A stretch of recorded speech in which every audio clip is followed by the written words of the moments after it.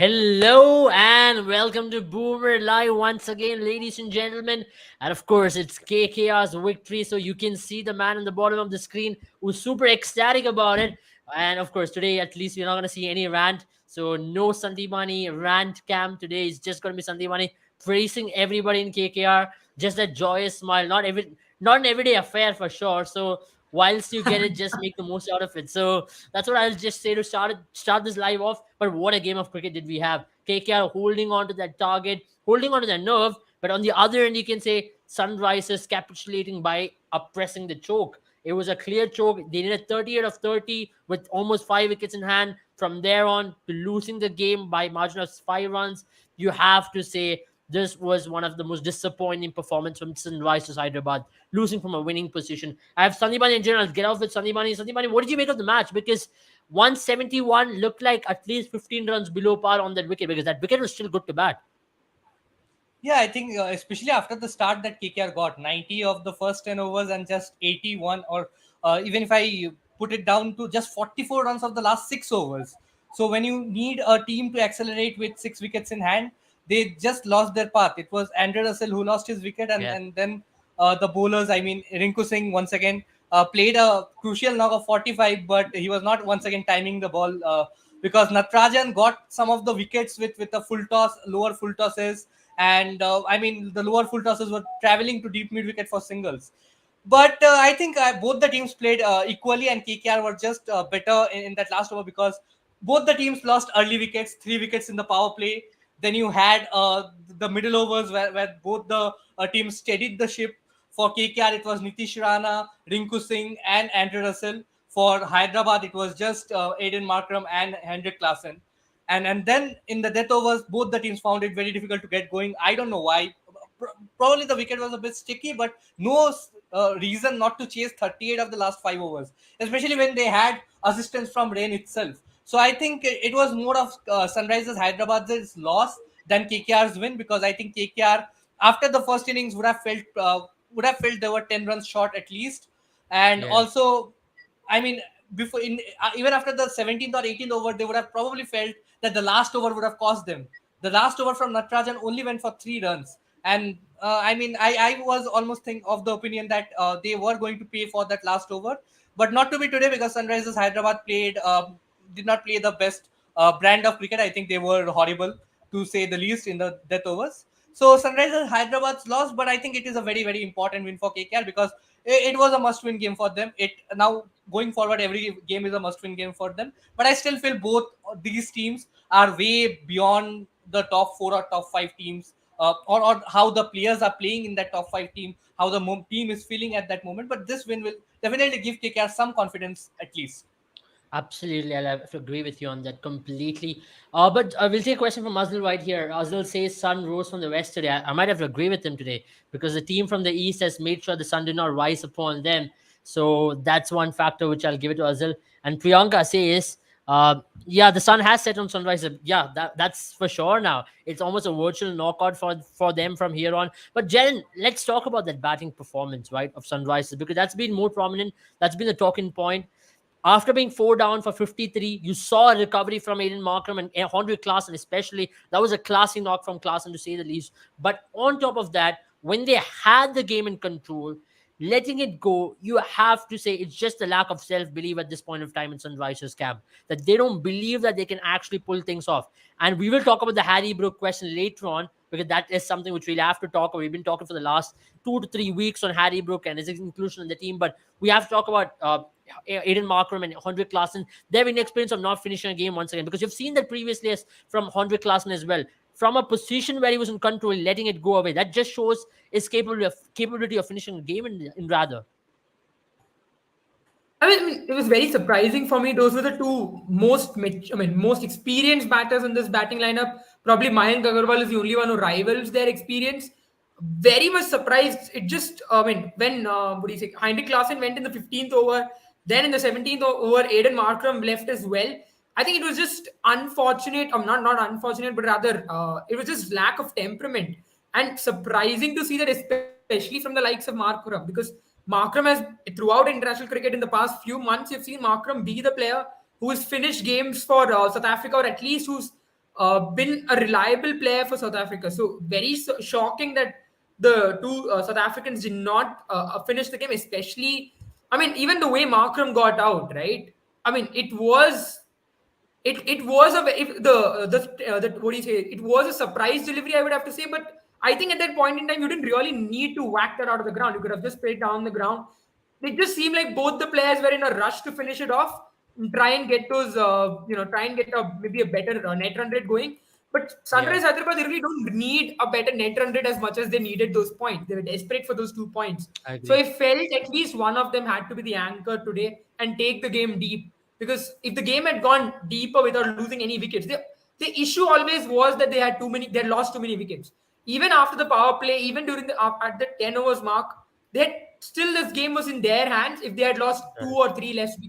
2 or 3 wickets less. But then, Mm. unfortunately, because losing so many wickets, especially because once throughout the innings, if they lost 1 wicket, they lost wickets in heaps. But Then Jen, I'll also add that overs number 15 to 18 there when Abdul Samad was batting there, that was the difference, right? Just 17 runs in those 3 overs, which meant absolutely, the yeah. asking rate was 21 of 12 balls towards the end, and the pressure was going to be on Sunrisers. They could have absolutely killed the game there. It could have well been 10 of 12 balls or 15 of 12 balls, but those 5 runs ultimately have come to haunt them, and that's just sad part for Sunrisers Hyderabad. And even Tejo, I really says that Abdul Samad and Aiden Markham, those two knocks do not make any sense to me. It was not the hardest pitch. You saw Andre Klassen bat, you saw Rahul Tripathi bat. Even for Yeah. KKR, you saw Andre Russell strike the ball pretty well. It was just a weird knock from both of them. Yeah, I mean, the issue with both of them, right, today was not that they were not scoring boundaries. The major issue Yeah, today was the fact that they did not rotate strike, especially against someone like Varun Chakravarti. He ended up bowling 18 dot deliveries today, if I'm not wrong. yeah, That is a huge amount of dot deliveries. He's balled out of 4 overs. I think he's balled 3 overs are just dots, and yeah, to give that much away, I mean, to any player is not, it's always going to be a headache for you. So I think yeah. that's where the lack of rotating strike is what really hurt them. And when that happens, when you give away so many dots, I think you can never win a T20 match, especially because every ball in a T20 match is so much more important and valuable than maybe if you look at a one-day cricket or a test cricket. Yeah, I mean, there's a very good question from Kapil, and we'll talk about Harry Brook Teju. I think the man, the myth, the legend. We have to talk about him, but later on. But before that, how can players play this? Some players play differently, and some players play different, totally against the nature of the pitch. I thought it was a very good pitch to bat. That's what I mentioned to Jaren as well. Sanjay, what do you make of the knock? Because for me personally, it was just about application. It was just about being more braver. What I did not see from Aiden Markram, Abdul Samad has had a very mediocre season. He's not really hit the ceiling limit, which we all thought he would hit. But at this point in stage, we all have to agree to the fact that, the kind of knocks from Aiden Markram, he's definitely under pressure as a captain. That's definitely seen on the body language of his, the way in which he's batting. He's trying to take a lot more a lot more responsibility rather. And on top of that, Abdul Samad, the finisher, is definitely not come good for them. They can try someone like they have Ivran Sharma sitting outside. They have Sanveer Singh sitting outside. But why go back to someone like Abdul Samad? Because when you have two good domestic performers, I know it's too late for them to even come in, but they should have tried them on earlier on in the season, isn't it? Yeah, I think especially the way they use Abdul Samad, because like you said, he has now got enough opportunities to prove himself, and we have seen that he has. I mean, he shows some glimpses, but then at the end of the day, he falls short of the line. But talking about Markram, I think he had a horrible start. I mean, he was just at that moment looking to just stay in the hunt. In between over 6 to 11, where Anukul Roy was operating. It was Henrik Klassen from the other end that released the pressure, and Markram was at one stage 10 of 20 deliveries. So from there, reaching 41 or 40 odd deliveries was, I think, he paced the innings correctly. But it's just that he got out at the wrong time, and not just Markram. I think some of the Hyderabad batters were really careless with their shots, and with the way, especially with the way they got out. Because you talk about Rahul Tripathi, you have already lost 2 wickets in the power play. The required rate is not much. You have smacked Andrew Russell for 3 boundaries of the first 3 balls. The fine leg is back. You don't need to play a scoop. What was he expecting? I don't know. Similar with Aiden Markram. I mean, he charged at the bowler. The required rate 7 runs per over. A short pitch ball, just let it go. I mean, there was no need to play that tennis shot of a shot. I don't know what he was expecting. Long boundaries on the front, at least 75-meter boundaries on the front. It is not a Chinnaswamy or a Eden Gardens that he'll get 65-meter boundaries straight down the ground. So a tennis shot 75 meters over is something only an optimist would try. And the way he was batting out there in the middle, he did not look like an optimist to me. So that was a nothing shot. So I think it was more Hyderabad batters giving it away. And I think Abdul Samad got out at the wrong time, because 2 inches here and there, that ball could have been a six. Um, so I mean, you can blame the batters, but I won't blame a particular phase of the game, because the moment Aiden Markram decided to play that sort of a knock, 40 run, 40 ball, 40 run sort of a knock, the required rate pressure was not there. Hyderabad did not lose because of the pressure of the required rate. They lost because they lost wicket at regular intervals. The moment Henry Klaasen lost his wicket, Abdul Samad came in and still scored 10 runs of the Shardul Thakur over. So they were sailing. They were just sailing. So some of the shots that they played, and obviously if you lose a wicket, pressure is about to sort of climb on you. And when you have Mr. Spinners operating, I think it was a great call to get in Varun Chakravarti for the death overs, especially because Marco Jansen or a Bhuvneshwar Kumar would have loved pace on the ball, and that is why I found Vaibhav Arora getting that penultimate over a bit confusing. I would have rather had a Sunil Narayan get that over, because if you smack him for a six, it's fine enough. But it's difficult to smack a Sunil Narayan for a six rather than a Vaibhav Arora. But at the end of the day, it worked out, so it's all good. Truly, I'll agree to that. Let's go to the main question, the Harry Brook question. I think it's about time we address the elephant in the room.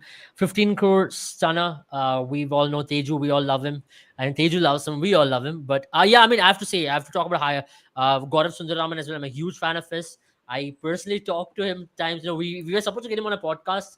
Now we'll get him on the podcast and ask him regarding his tactics for Sunrisers at some stage.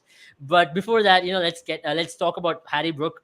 We've been crying out for Glenn Phillips, right? We've been crying out over here for Glenn Phillips. We've been telling, I think we should start a campaign, Justice for Phillips, and bring back Phillips, and whatever we could do, we'll possibly do that. But now, the fact of the matter is, Harry Brook, who's been their marquee player for the season, 15 crore plus, he's been just a disappointment. They played him at almost every position, number one, number two, number four, number five. He's just not come good. Now, with 4 games in hand, is it just too late to bring in someone like Glenn Phillips, who we all know could make a difference? If Glenn Phillips was there alongside maybe Andre Klaasen, he's done that for New Zealand time and time again, finishing games off. He would have been the ideal difference today. I mean, I'll just while you were saying that, I'll just take up a few like the stats that Glenn Phillips has, right? In when it comes to T20 cricket against the spin bowlers, and if you look at it against off spinners, he's got an average of 54. Not a very good strike rate, but most importantly for me, the stat here is leg spinners, right? Which has been the biggest issue for someone like Harry Brook, because if you look at Harry Brook against the leggies in overall T20 cricket, franchise cricket, he genuinely struggles. Got an average of 19, got a strike rate of 118. Glenn Phillips now has just comparing him as an average of 44 and a strike rate of 144. So which means he's pretty well suited. And I think he does struggle against spin a little bit as well. I mean, left arm orthodox and right arm off spinners do trouble him when it comes to strike rate. But I still think now at the situation now is where you have 4 games only left. Maybe now you can try out. You've knocked out. Maybe find your balance for the next season and see what did not work for you and works for you. So at least next season you can come good, because you've seen some of the teams like what I spoke about yesterday as well, right? Maybe it's not a bad thing for some of these teams to get knocked out early, because that means now they don't have the pressure of trying to win the match as much as they can try and build for the next season. I agree with you totally on that, because it's something which we all have to consider, especially with these teams who have absolutely made a mess of their balance. I think Sunrisers Hyderabad have still not found their 11, but at least today they played Karthik Tyagi, which is a move in the right direction for me. Finally, another player who we all have cried out for a long time. But Sandeep, let's talk about the last one from Varun Chakravarti, right?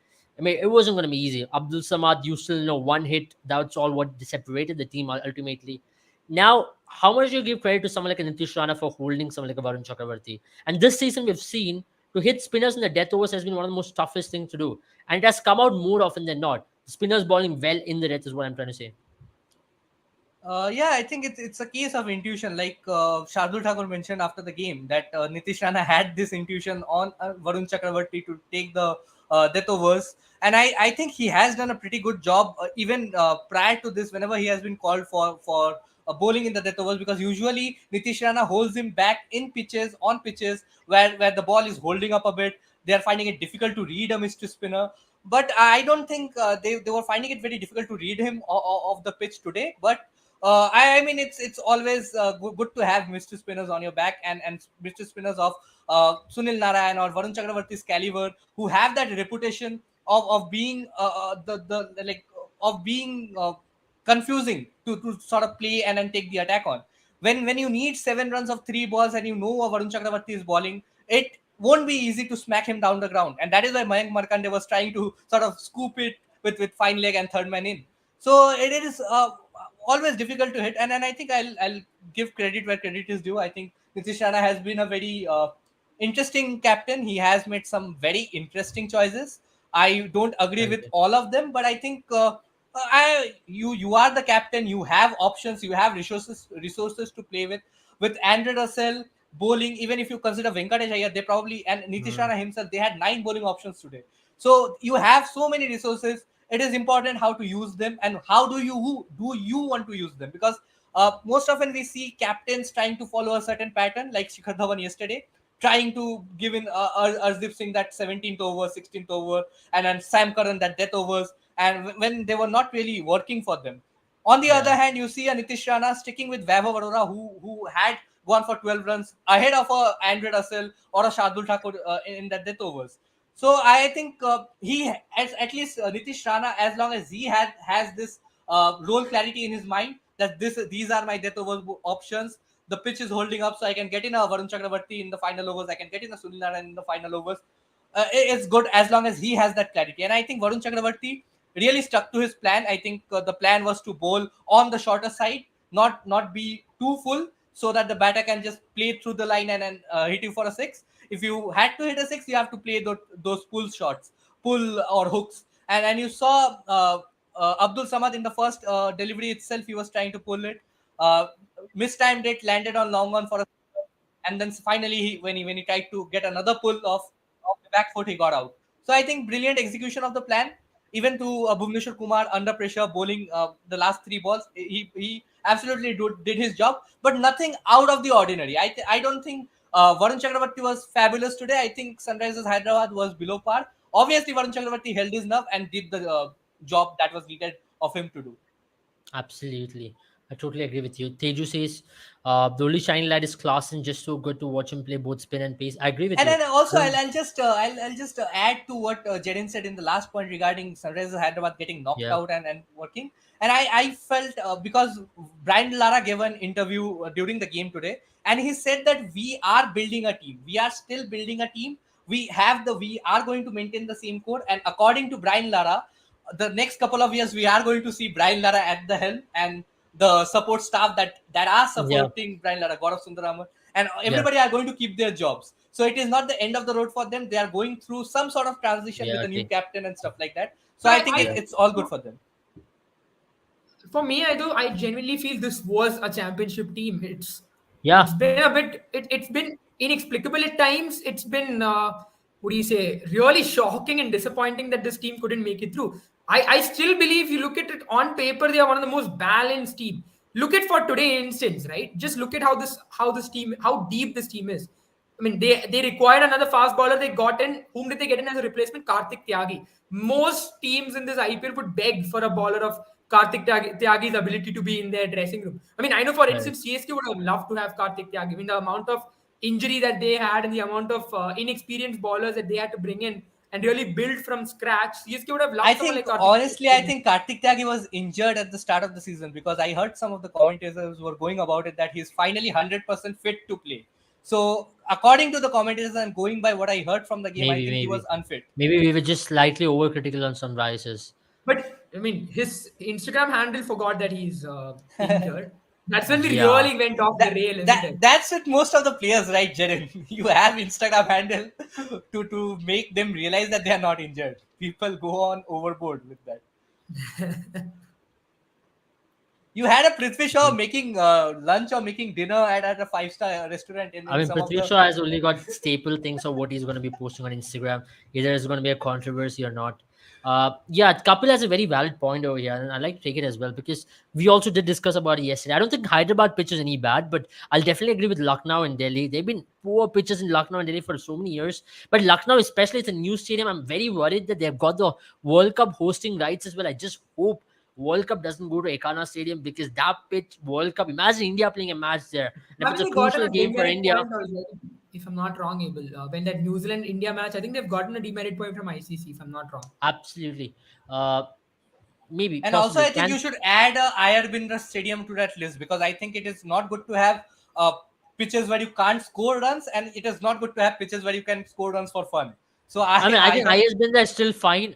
It's just been good batting as well. It's I big mean, it's ground now. fine if you're playing What PSL, about but Chinnaswamy then? Let's just talk about Chinnaswamy. We've had enough Chinnaswamy, debates on Eden this. Gardens, IS Bindra, they are, I mean, PSL Let's just not tracks. play IPL. Let's go back to Dubai. I think that's the best. No, I Uh, also think the amount of runs being scored, you have to also look at the impact player and how that is inflated amount exactly. of runs being scored. I mean, I Chennai think Harry, I think Harry Brooks has felt the closest to home at Eden Gardens because he scored that century over there, and it has been the closest when you talk about resemblances to PSL pitch. And as we say that, I think both of them have lost connection. So in the meantime, I think I'll take up some of the comments as well. Can see Prithvi Shaw in SRH next season, him and Abhishek Sharma opening the batting. Yeah, clearly, I think Mayank Agarwal has not at all worked for them, right? You have a Mayank Agarwal coming from Punjab Kings where he had additional duties of a captain as well, released of the duties of being a captain, coming to Sunrisers Hyderabad. He had an entire season. But talking about Mayank Agarwal, we have already said this that in apart from 2 seasons, 2018, 2019, he has been an absolute disappointment for any of the franchises that he has played for in the IPL. He has an average close to 20 and a strike rate close to 120. So I think, and also a cause of concern for me is Rahul Tripathi's form as well. So I won't completely rule out Prithvi Shaw coming to Sunrisers Hyderabad, but I'm not sure whether Delhi Capitals are going to release him or not. Spot on. Sunrisers have themselves to blame. Absolutely, absolutely, Shivani. I think Sunrisers, the way they played today, 38 of 5 overs, you back them to chase 10 yeah, out I'm of back. 11 I times. think that was an intricate follow off there, Yeah, yeah, and yeah. we I was back just it taking back. the comments. I was just replying to the comments. Yeah, go ahead. Yeah, I was just talking about Sunrisers have themselves to blame. I think you can't blame anybody else if you can't score 38 of the last 5.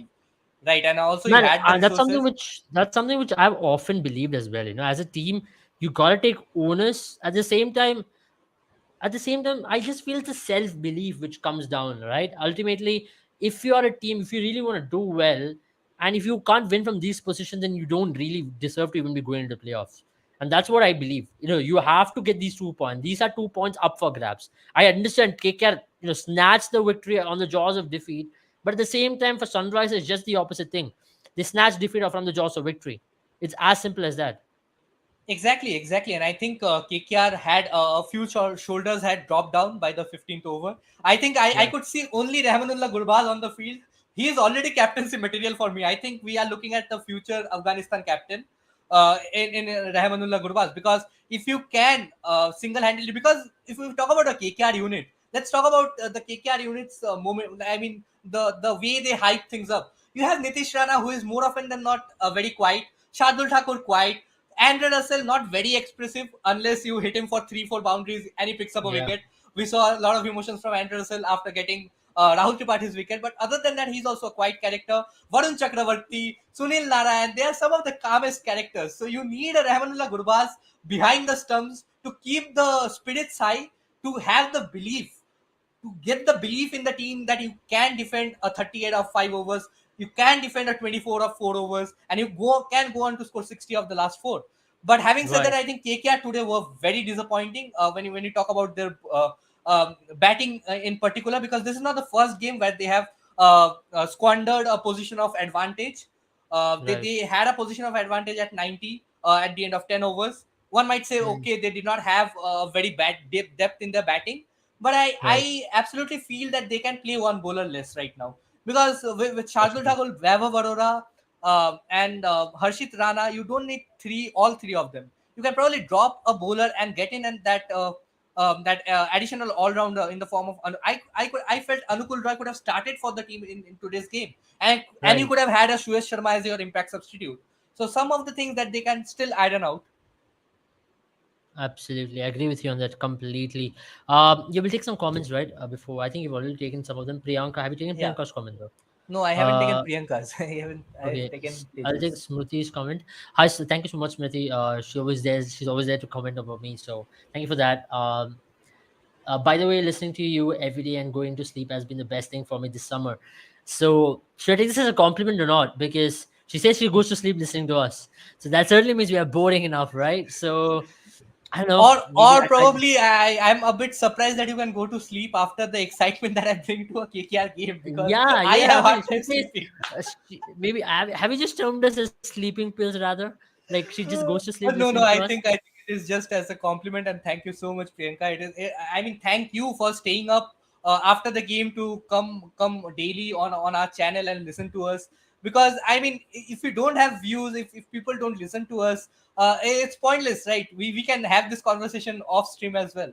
But it's always good to Absolutely. have all these comments, and we absolutely love the fan base. We absolutely love the comment section, and some of the sense of humor of these comments, as Jerin and Abel mentions, is top notch. And I absolutely love this environment that I have been working in. Absolutely, I totally agree with you because our fans is something which motivates us to come back and do this every single day. And you guys have been so loyal, so connected. We've been able to build a community is what we believe we've been able to do, and that's the most brilliant part. Saloni is my favorite podcasters. No, you guys are the best.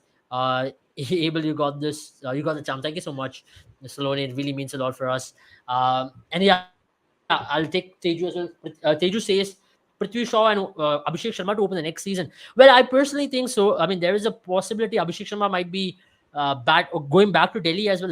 There are rumors about it. I'm not sure how and when, but Prithvi Shaw, I still think Delhi will hold on to him because the talent he's got, right? And at this point, Delhi needs are domestic batters. They can't definitely rely just on overseas batters this season. They've been just relying on overseas batters, and hence you see their position in the table as well. And if you have to win IPL, you need your domestic stars to do well and have a very big season. That's how all the big teams have done historically. And now, once again, I'm just going to repeat that they won't let go of Prithvi Shaw.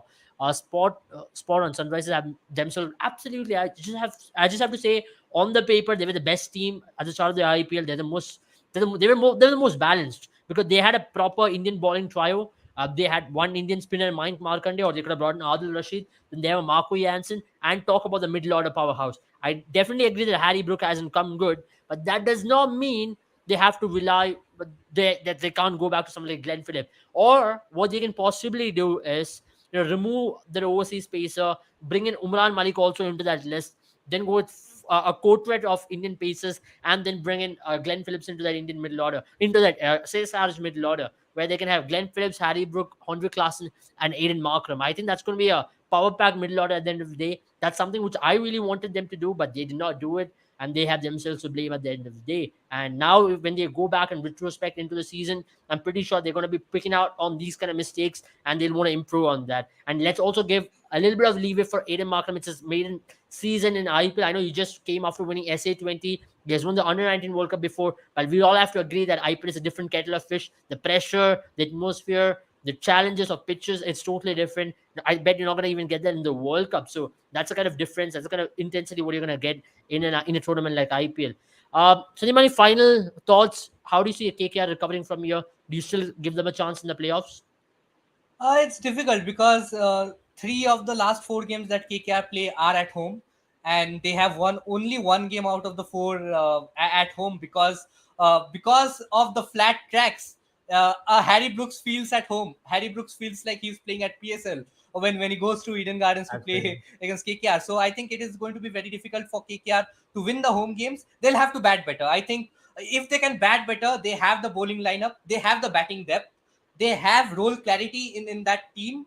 I think it's just about the execution. You can't have a Venkatesh Iyer and a Rinku Singh coming in at number 3 and number 5, and especially when they're batting first and taking in 20 runs of 20 balls before sort of getting a move on and losing the entire momentum of the game. So going I forward, agree. I think that is one thing they have to do away with. And also the away game that they have is against Chennai Kings, Chennai Super Kings at their fortress. So it is going to be an uphill task for KKR. But I Yeah. won't totally rule them out, but it is improbable. Honestly, as an analyst, I think KKR But can go yeah, through it here. looks improbable. But then funny things have happened in IPL previously, and you always hope. And Tej is right in saying that finally something from Sandeep Bani. But it's not good for the show's rating. When KKR loses, when the show's rating goes up, and I'm just pulling Sandeep Bani's leg.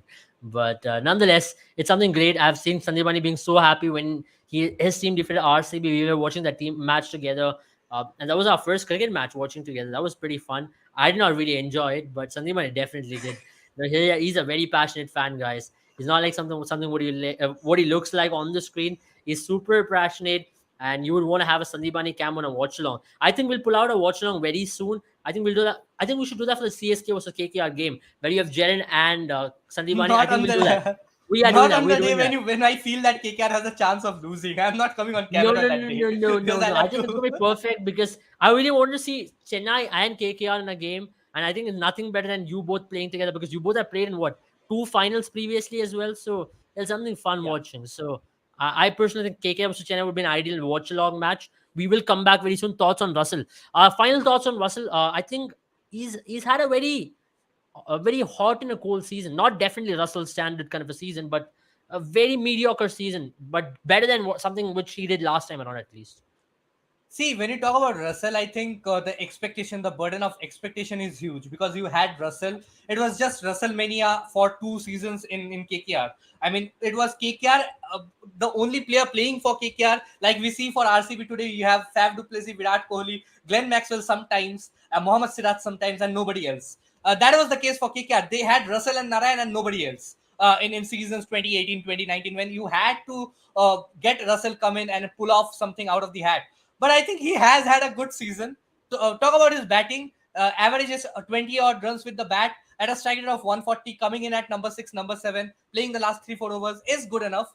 And he has picked up wickets when the team has needed him to. His economy rate has never been good. Not this season as well, but his team needs him to pick wickets, and he has that golden arm. He just comes in and picks wickets when the team needs him to. So I think Russell has had a good season, but according to Russell's standards, according to the standard that he himself has set for himself, I think it has been a slightly below average, or you can say an average season for him. But I think Absolutely. KKR would need this sort of a season because now you have a Rinku Singh who can finish the job for you with the bat. You have bowlers who can pull in, and you have the mystery spinners coming in. So Russell's contribution to the team is not as much required as it Yeah. was in 2018, 2019, Maybe but he what they should come in. possibly would need is an overseas pacer to really do a job. Maybe get someone Yeah. next season, or maybe an Indian bowler who can And really talking carry away about and do a Russell job for giving them. fantasy points, I think with our captaincy picks, we have had three of the highest scoring fantasy picks in Boomer 11 today because we